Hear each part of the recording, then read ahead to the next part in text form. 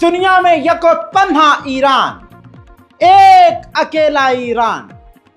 सोच के देखिए, कहां कल तक हम कह रहे थे कोई तो पहल करो।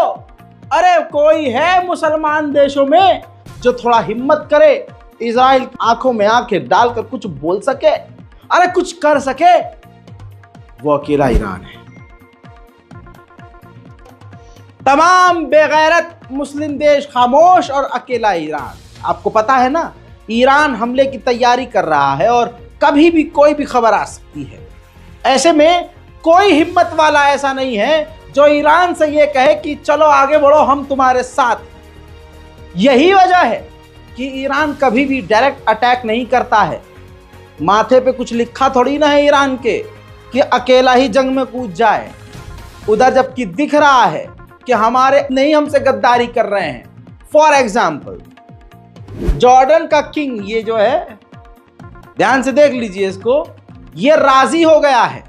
पूरे मुसलमान देशों में पहला ये देश लिब्रांडस, जॉर्डन, राजी हो गया है इजराइल के एक बार मनाने पर कि ईरान की तरफ से कोई भी मिसाइल आप पर आई बड़े पापा, तो उस मिसाइल को हम रोकेंगे।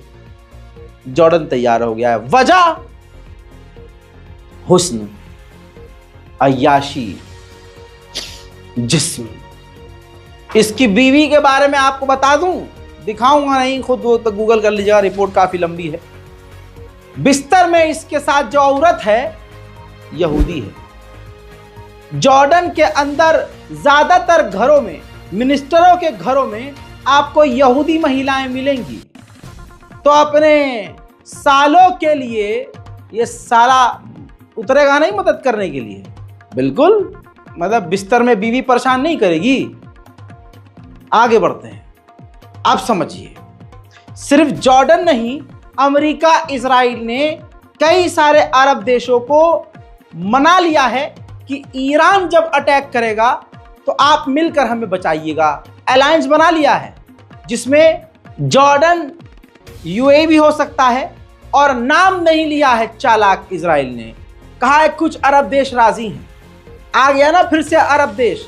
ये वही अरबी है जो हुजूर पाक सल्लल्लाहु अलैहि वसल्लम को मैदान जंग में तन्हा छोड़कर पहाड़ियों पर भाग जाया करते थे और जंग जीत जाया करते थे मौला अली के दम पर हुजूर। तो ये वापस अपने कपड़ों पर पहाड़ी से ही मिट्टी विट्टी डाल के थोड़ा जख्म वखम लगा के हाथ वाथ घिस के आ जाते थे। या नबी अल्लाह, ये जंग हमने किस तरह से जीती है खुदाया, वल्लाह जज़ाकल्लाह, अल्हम्दुलिल्लाह, वाह आपकी बदौलत। हुजूर को पता हुआ करता था कि ये गद्दार हैं, ये पहाड़ी के पीछे छुपे हुए थे, मुसलमान के भेष में ये हैवान हैं, ये गद्दार हैं। समझ रहे हो? उन्हीं की नस्ल के ये अरब हैं आज जो इजराइल और अमेरिका का साथ दे रहे हैं। आज लाल सागर में पहले से ही 12 से 15 युद्धपोत अमेरिका भेज चुका है। मिडिल ईस्ट के आसमान में अमेरिका का जासूसी विमान उड़ रहा है। बाइडेन ने नेतन्याहू से कह दिया है कि हम इस बार तो आपको बचा रहे हैं ईरान के हमलों से, लेकिन इसके बदले आपको 2 हफ्तों के अंदर ही अंदर गाजा के साथ डील करनी होगी और जंग खत्म करना होगा। इसके बाद भी अगर आपने जंग आगे बढ़ाई तो फिर हमें अपने साथ मत समझना, फिर हम तुमको बचाने के लिए नहीं कूदेंगे। लेकिन बाइडेन की ये बात और गधे का पिछवाड़ा मेरे लिए एक समान है। सिर्फ इजराइल की मदद करने का अमेरिका को बहाना चाहिए, वो है थोड़ा बहुत सख्त होकर जबान से अमेरिका को दिखाना पड़ेगा। अमेरिका बस वही कर रहा है। जो लोग भी ईरान को कमजोर समझते हैं उनके मुंह पर यही पेशाब है कि सिर्फ एक ईरान के डर की वजह से तमाम अरब देशों ने इजराइल से हाथ मिला लिया, अमेरिका से हाथ मिला लिया, और अमेरिका इजराइल ने लेटेस्ट अभी डील की है। अमेरिका के डिफेंस मिनिस्टर और इजराइल के डिफेंस मिनिस्टर ने कुछ घंटे पहले फोन पर बात करके ये फैसला लिया है कि मिडिल ईस्ट में ईरान से बचने के लिए और ईरान के हमलों से बचने के लिए अपने डिफेंस को और मजबूत करेंगे। तो किसी हूतिया को लगता हो कि ईरान कमजोर है तो उसकी ये बेवकूफ़ी है। हाँ, ईरान पैसे से कमजोर है क्योंकि उस पर पाबंदियां बहुत ज़्यादा है। हाँ, ईरान के पास एडवांस चीज़ें नहीं हैं क्योंकि उसके ऊपर पाबंदियां बहुत ज़्यादा हैं। इतनी खतरनाक पाबंदियों के बावजूद अगर कोई देश इजराइल पर हमला करने का दम भी रखे ना, तो समझो उसके साथ अल्लाह है। लेकिन हम ठहरे भारत और पाकिस्तान और बांग्लादेश और नेपाल के मुसलमान, हमें तो ईरान से इसलिए नफरत करनी है क्योंकि वो तो शिया है, अहले तशय्यो है, इसलिए हम नफरत करेंगे। चाहे वो जान दे दे मुसलमानों के लिए, चाहे वो जान दे दे बैतुल मुकद्दस के लिए, चाहे वो कुर्बान हो जाए पूरी दुनिया के मुसलमानों की इज्जत और इस्मत के लिए, लेकिन हम इतनी नफरत उससे सिर्फ इसलिए करते हैं क्योंकि वो शिया है। असल में हम बेगैरत हैं अगर आज ईरान के साथ हम नहीं हैं। वहीं इजरायली हैकर्स ने ईरान के वाईफाई सिस्टम्स को कोलैप्स कर दिया था, गिरा दिया था, हैक कर लिया था, लेकिन ज़्यादा लंबे समय के लिए नहीं। ईरान के हैकर्स भी खतरनाक हैं, उन्होंने तुरंत आनन फानन सब कुछ रिकवर कर लिया था, ईरान का नुकसान नहीं हुआ। जो बड़ी खबर है वो ये आई है कि अकेला ईरान है लेकिन रशिया ने सपोर्ट किया है। डिटेल आपकी स्क्रीन पर है। कल अचानक से कभी ऐसा होता नहीं है, अचानक से एक मिलिट्री एयरक्राफ्ट, हथियारों से भरा हुआ जहाज रूस से सीधा तेहरान पहुंचा है। इसके बाद कल रात से ही इजराइल और अमेरिका हाई अलर्ट पर आ गए हैं। अब आप ये समझ लीजिए, सारे यहूदी बुरे नहीं होते। आपको क्या लगता है यहूदी ईरान में नहीं है? तो तवज्जो चाहूंगा आपकी, ईरान में जो यहूदी रहते हैं उनकी जो ऑर्गेनाइजेशन है, उनका जो ग्रुप है, उन्होंने ईरान की ही गवर्नमेंट से लिखित में कहा है कि इजराइल से बदला जरूर लें। उन्होंने हमारे मेहमान इस्माइल हानिया का कत्ल किया, जैसा मैं आपको 2 दिन पहले बता चुका था, और हमारी जबान पर भरोसा कीजिए क्योंकि मैंने यही कमाया है। अब सबूत भी दे रहा हूं। ईरान के कमांडर ने अलल ऐलान ऑन स्क्रीन कह दिया है, हमें हमला करने की पूरी इजाजत मिल चुकी है। یکی از مهمترین این توصیه‌ها توجه به اقتصاد و در اقتصاد توجه به معیشت و زندگی مردمه. امروز دولت ما جزو اولویت‌های خودش و در صدر اولویت‌های خودش بایستی به اقتصاد و معیشت مردم اهتمام بورزه. اتفاقاتی از این قبیل نبایستی که او را در طی این مسیر اصلی و این جهتگیری اصلی از مسیر خارج بکنه و ذهن او رو منحرف بکنه. اگرچه این حادثه مهمی است و بایستی برای اون تدبیر کرد و تدبیر شده و ان شاء الله به اجرا خواهد گذاشته شد، اما इन्हा मराहली के मां अज़ उन अबूर ख़्वाहिम करद इंशाअल्लाह। खबर आपको बता दूं कि बड़ी ही तेजी से, बिल्कुल लेटेस्ट अपडेट है, ईरान अपने हथियार सीरिया और इराक में तेजी से ट्रांसफर कर रहा है। उधर से हिजबुल्लाह खुद पूरी तरह से तैयार है। उधर ईरान के फॉरेन मिनिस्टर ने यूरोपीय यूनियन के फॉरेन पॉलिसी चीफ से भी फोन पर बात की है। उधर अमेरिका को भी दस्त लगे हुए हैं। अमेरिका ने चीन को कहा है कि अपने दोस्त ईरान से कहो कूल डाउन रहे, काम डाउन रहे और बातचीत के जरिए मामले को हल करे। अब आपको बता दूं, इंशाअल्लाह ईरान इजराइल के ऊपर हमला करने के लिए एक ऐसी मिसाइल का इस्तेमाल करेगा जो ईरान ने कभी इस्तेमाल ही नहीं की।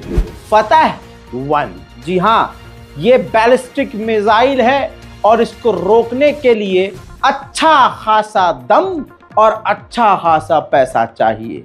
अब ये ईरान की स्ट्रेटजी के ऊपर डिपेंड करता है कि ईरान किस तरह से ये फतह मिसाइल दागता है, जिससे नुकसान इजराइल का कितना हो वो ईरान के ही हाथ में है।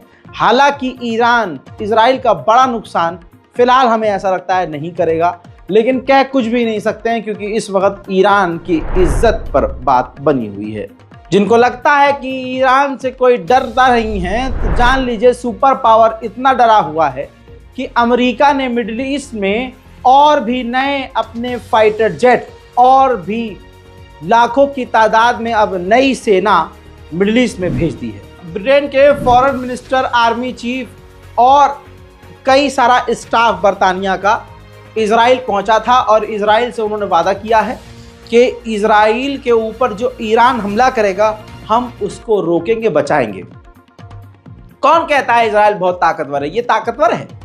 पहले खुद तो अपने दम पे चलो मार दिया, तुमने किसी को मार दिया और उसके बाद तू बचा ले, अरे तू बचा ले भाई, अरे यार तुम बचा लो मुझे, तुम चढ़ना बचाओगे ना हमको। इजिप्ट, इजिप्ट तुम मना बचा, कुछ मिसाइल तो तुम भी रोकना।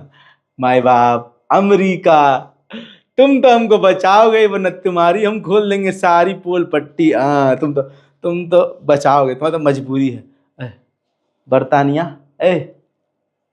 हाँ अरे फ्रांस बचाओगे ना, प्लीज बचाया। ईरान बहुत मारेगा। ये कंडीशन है भाई, नहीं आ रहा समझ में। अब इससे ज्यादा और क्या करके दिखाऊं? मानते हैं आपकी बात सही है कि ईरान में दम नहीं है, ईरान खुशी है, ईरान ये, क्योंकि आपके अंदर शियों से नफरत है। भाई इतनी नफरत नहीं करो किसी भी इंसान से कि इंसानियत के लेवल से नीचे उतर जाओ आप। सिर्फ ईरान को और सऊदी अरब को कंपेयर कर लो, और ईमान के बेस पे कंपेयर मत करना, इंसानियत के बेस पे। इंसानियत के लिए बोलता है ईरान, और मोहम्मद बिन सलमान इंसानियत के लिए भी नहीं बोलता। हिजबुल्लाह भी बड़ा हमला कर सकता है जब ईरान हमला करे। तो अमेरिका का सबसे खतरनाक air defence system patriot north के इलाके की तरफ इजराइल भेज रहा है। तवज्जो है, आप इस चीज को समझ रहे हैं कि इजराइल को कितना डर है। अब वो अपने सबसे खतरनाक डिफेंस सिस्टम का इस्तेमाल करने की तैयारी कर रहा है। इजराइल की इतनी लुप हो चुकी है कि IDF ने ऑफिशियली एक वीडियो जारी किया है अपनी आवाम के लिए कि अगर हमला हो, मिसाइल गिरे, धमाका हो, तो आपको बचना कैसे है, धमाके की कंडीशन में आपको किधर भागना है, बंकर में कैसे जाना है, कैसे छुपना है। हकीकत यह है कि तमाम यहूदियों की इस वक्त नींद उड़ी हुई है। इजराइल की हालत इतनी पतली है कि वो पहले ही अपने आधी से ज्यादा सेना को सिर्फ ईरान की मिसाइलों को रोकने के लिए तैनात कर चुका है और उसने पूरी तैयारी कर ली है। अब और एक अपडेट सुनिए। इजराइल इतना इस वक्त डरा हुआ है कि उसको पता है कि कम्युनिकेशन हमारा बंद हो सकता है, इंटरनेट भी बंद हो सकता है, मोबाइल काम करना बंद कर सकते हैं। तो उसने सैटेलाइट फोन बांट दिए हैं अपने पूरी टीम में और पूरी सेना को और ऑफिशियल्स को। वहीं मेरे दोस्तों, बरतानिया और जॉर्डन मैदान में उतर आए हैं। स्क्रीन पर देखिए, बरतानिया का जासूसी जहाज इस वक्त जॉर्डन की आसमान में घूम रहा है ताकि अगर ईरान की तरफ से कोई अटैक हो तो ये तमाम के तमाम मिलकर अपनी नाजायज औलाद इजराइल को बचा सके। लेकिन आइए दुआ करते हैं कि परवरदिगार मोहम्मद व आले मोहम्मद के सदके में अगर ईरान हमला करे तो जुल्फकार जैसा वार हो, बीच में जो आए सब कटते और चीरते और फटते चले जाएं, और वो हमला ऐसा हो कि फिर फिलिस्तीन की तरफ इजराइल कभी आंख उठा के न देखे। कमेंट सेक्शन में आमीन लिखते हुए इस रिपोर्ट को शेयर जरूर कीजिएगा। एक अकेला ईरान इतना भारी पड़ रहा है, दुनिया की तमाम बड़ी फौज इस वक्त इजराइल को बचाने के लिए खड़ी हो गई है। मिडिल ईस्ट के इलाके में नेटो का भी जहाज उतर गया है। तवज्जो चाहूंगा, मिडिल ईस्ट में नेटो का मिलिट्री एयरक्राफ्ट भी उतर गया है। सोचिए कितना डर लग रहा है बेचारे इजराइल। सेटलर्स भी परेशान हैं, मोबाइल शेल्टर लगा रहे हैं, छोटे मोटे शेल्टर बना रहे हैं, इंस्टॉल कर रहे हैं ताकि बमबारी में जब इजराइल पर इंशाल्लाह बम गिरे तो ये अपने आप को बचा सके। कुछ घंटे पहले भी आपको बता रहा हूं, 24 घंटे घूम रहा है। ये देखिए, लेबनान के हवाई एरिया के आसपास अमेरिका का भी जासूसी विमान उड़ान भर रहा है। बाइडेन ने कहा है कि इस्माइल हानिया का जो कत्ल हुआ है, इससे हमास और इजराइल की डील में कोई मदद नहीं मिलने वाली। उधर इजराइल के अवाम की अगर बात करें तो लगभग 70% अवाम ये मानती है कि इस्माइल हानिया का कत्ल करके इजराइल ने सही किया। चाहे इजराइल और हमास की डील अगर लेट भी होती है तो कोई बात नहीं, इस्माइल हानिया का मारा जाना जरूरी था, ऐसा यहूदियों का मानना है। उधर इजराइल ने सीरिया और लेबनान के बॉर्डर के इलाकों पर बड़ी बमबारी की है।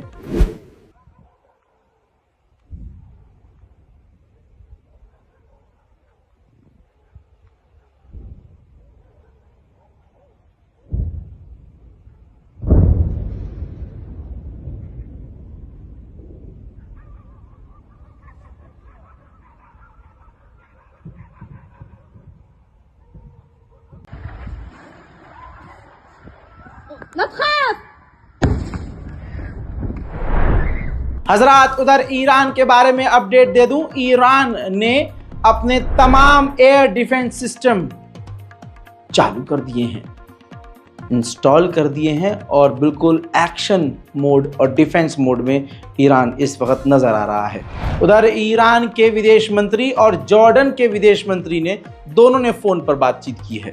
उधर अमेरिका और यूएई ने भी ईरान, गाजा और मिडिल ईस्ट में बढ़ रहे तनाव को लेकर फोन पर बात करी है। उधर मेरे दोस्तों, आईडीएफ ने आधिकारिक बयान देते हुए कहा, हम हर तरह से तैयार हैं, कोई भी हम पर हमला करेगा तो हम पलटवार उससे खतरनाक करेंगे। मेरे दोस्तों, एक ये कुत्ते का बच्चा है लैंडसी ग्राम, सच में ये लैंड जैसा है। इसने कहा है कि ईरान पर पाबंदी लगाकर ईरान के जो ऑयल फैसिलिटी है उस पर हमला करके उन फैसिलिटी को तबाह कर देना चाहिए। और एक बिल लेके आने वाला है ये, जो कि अमेरिका की पार्लियामेंट में ये पेश करेगा और इस बिल में ये प्रस्ताव होगा कि ईरान के ऊपर हमला करके उसका न्यूक्लियर फैसिलिटी को भी तबाह कर दिया जाए। उधर कुवैत ने बिल्कुल ईरान को झटका देते हुए कह दिया है, हम अपना एयर स्पेस किसी को इस्तेमाल होने नहीं देंगे। दोनों पार्टी हो, कोई भी पार्टी हो, हम अपना एयर स्पेस किसी के खिलाफ इस्तेमाल होने नहीं देंगे। अमेरिका की इतनी सिट्टी पिट्टी गुम है कि आधिकारिक बयान ये है अमेरिका का कि ईरान इस बार जो हमला करेगा वो मिडिल ईस्ट में अमेरिकी सेना पर भी हमला कर सकता है। हजरात, आधे से ज़्यादा यहूदी इजराइल छोड़कर फरार हो रहे हैं। बड़े बड़े देश अब अपने देश के नागरिकों से कह रहे हैं कि इजराइल न जाएं। ऐसे में भारत ने भी अपनी तमाम एयरलाइंस इजराइल के लिए रद्द कर दी हैं। ईरान की इंटेलिजेंस ने अब बताया है कि इस्माइल हानिया के ऊपर हमला अमेरिका के अप्रूवल के बाद इजराइल ने किया था। उधर अमेरिका बार बार कह रहा है कि हमें इस हमले के बारे में पता ही नहीं था। इस्माइल हानिया की इस वक्त जो आखिरी लाइन है वो वायरल हो रही है ईरान और मिडिल ईस्ट में। हजरात, जिगर फट जाएगा। इस्माइल हानिया ने जो लास्ट मुलाकात की थी ईरान के supreme leader Ayatollah Syed Ali खामनाई से की थी और आयतुल्लाह खामनाई से उन्होंने अपने आखिरी जुमले में कहा था, मौत और जिंदगी देने वाला अल्लाह है, अगर वो मौत देगा, ये जाएगा तो दूसरा आएगा। यानी उन्होंने कह दिया था कि अगर मुझे कुछ होता भी है तो मेरी जगह पर अल्लाह किसी दूसरे को लेकर आएगा। यानी एक इस्माइल हानिया गया तो दूसरा आएगा। वही हो रहा है दोस्तों। हजरात, खालिद मार्शल, जी हाँ, अब ये इस्माइल हानिया की जगह लेंगे और सुप्रीम लीडर ने इनको इनवाइट कर दिया है तेहरान के लिए। कतर में भी उनका नमाज जनाजा हुआ है इस्माइल हानिया का। जब उनका जनाजा कतर में पहुंचा है, कतर ने उनका वैसे ही स्वागत किया जैसे स्वागत करना चाहिए। अल्लाहु अकबर, अल्लाहु अकबर।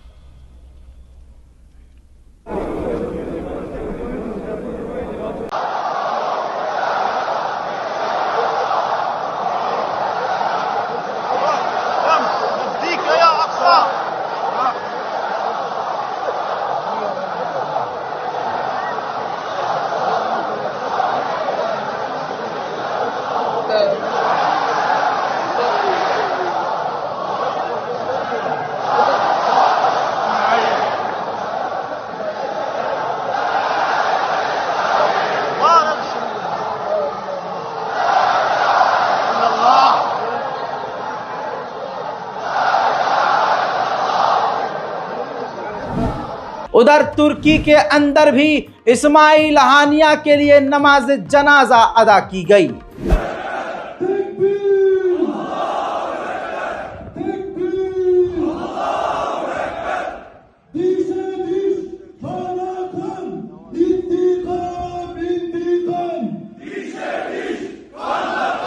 गाजा के लोग भी, सच में गाजा का आज सब कुछ लुट गया। गाजा के लोगों ने भी इस्माइल हानिया की नमाज जनाजा अदा करी। अल्लाहु अकबर, अल्लाहु अकबर, अल्लाहु अकबर। अस्सलामु अलैकुम व रहमतुल्लाहि व बरकातुहू। अस्सलामु अलैकुम व रहमतुल्लाह।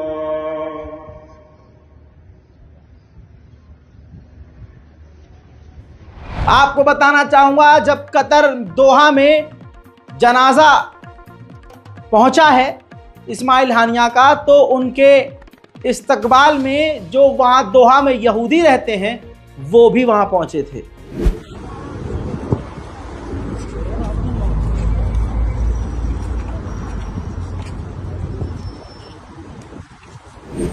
आइए मैं आपको इस्माइल हानिया की आखिरी जगह, उनका आखिरी घर दिखाता हूं। ये वो जमीन, ये वो कब्र, ये वो जगह है जहां अब इस्माइल हानिया हमेशा के लिए सो गए हैं। इस्माइल हानिया के नमाज जनाजा और आखिरी रसूमात में तस्वीर ये देखिए, तालिबान भी शामिल हुआ था। साथ ही कतर के अमीर को भी आप देख सकते हैं हाथ उठाकर उनकी मग़फ़िरत के लिए दुआ करते हुए। पूरे कतर में ये तस्वीर देखिए, फ़िलिस्तीन का झंडा लहराया गया और इस्माइल हानिया को एक हीरो की तरह याद किया गया। कतर में ही तुर्की के विदेश मंत्री ने, तस्वीर देखिए, हमास के लीडर से भी मुलाकात करी है और दूसरे ग्रुप के साथ भी उनकी मुलाकात की खबरें हैं। गज़ा के हालात सख्त और बुरे हैं। आने वाले समय में ईरान क्या करेगा कुछ नहीं कह सकते। 24/7 टीम रज़ाग्राफ़ी नज़र रख रही है। जो कुछ भी होगा रज़ा आपको जल्द बताएगा। जो भी होगा, जैसे भी होगा, सब कुछ आपको अपडेट दिया जाएगा। गुजारिश ये है कि इस बारकोड का इस्तेमाल ज़रूर करें ताकि गाज़ा और फ़िलिस्तीन की जो भी हम मदद कर सकते हैं, हम फ़िलिस्तीन के ज़रिए, फ़िलिस्तीन एम्बेसी के ज़रिए, दैर अल बला में जो इनके कॉन्टैक्ट्स हैं उनके ज़रिए हम वहाँ तक मदद पहुँचा सकें। साथ ही हमारे चैनल को सब्सक्राइब ज़रूर कीजिए ताकि दुनिया की और ख़ासकर मिडल ईस्ट की कोई बड़ी खबर आपसे मिस ना हो, क्योंकि गोदी मीडिया अपने हिसाब से, मोदी जी के फ़ायदे के हिसाब से, अपने प्रोपेगेंडा के हिसाब से ही आपको दुनिया की खबरें देता है। मैं सिर्फ आपके हिसाब से आपको दुनिया की खबरें देता हूं, लिहाजा चैनल को कीजिए सब्सक्राइब। मैं हूं रज़ा और आप देख रहे थे रज़ाग्राफ़ी। जय हिंद।